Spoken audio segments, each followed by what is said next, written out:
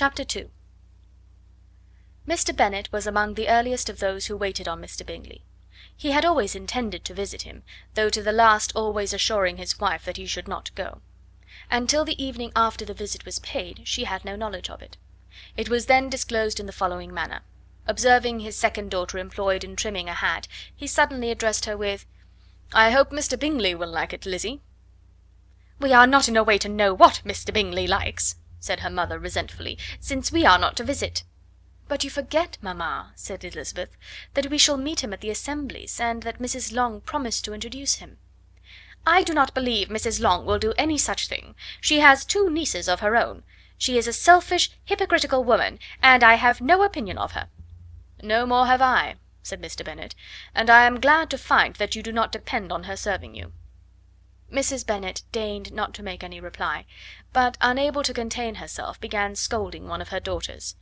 "Don't keep coughing so, Kitty, for heaven's sake! Have a little compassion on my nerves, you tear them to pieces." "Kitty has no discretion in her coughs," said her father. "She times them ill."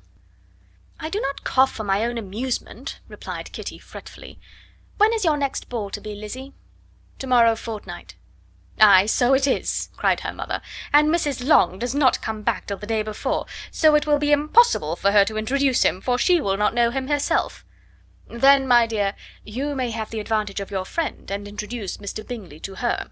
"Impossible, Mr. Bennet, impossible, when I am not acquainted with him myself. How can you be so teasing?" "I honour your circumspection. A fortnight's acquaintance is certainly very little. One cannot know what a man really is by the end of a fortnight. But if we do not venture, somebody else will, and after all Mrs. Long and her daughters must stand their chance; and therefore, as she will think it an act of kindness if you decline the office, I will take it on myself." The girls stared at their father. Mrs. Bennet said only, "Nonsense, nonsense!" "What can be the meaning of that emphatic exclamation?" cried he. "Do you consider the forms of introduction and the stress that is laid on them as nonsense? I cannot quite agree with you there.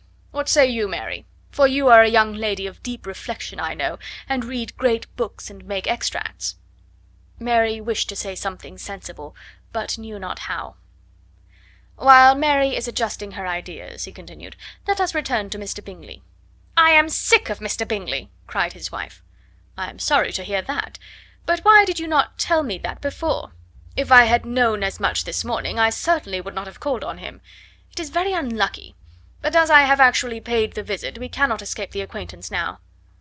The astonishment of the ladies was just what he wished; that of Mrs. Bennet perhaps surpassing the rest, though, when the first tumult of joy was over, she began to declare that it was what she had expected all the while. "How good it was in you, my dear Mr. Bennet! But I knew I should persuade you at last.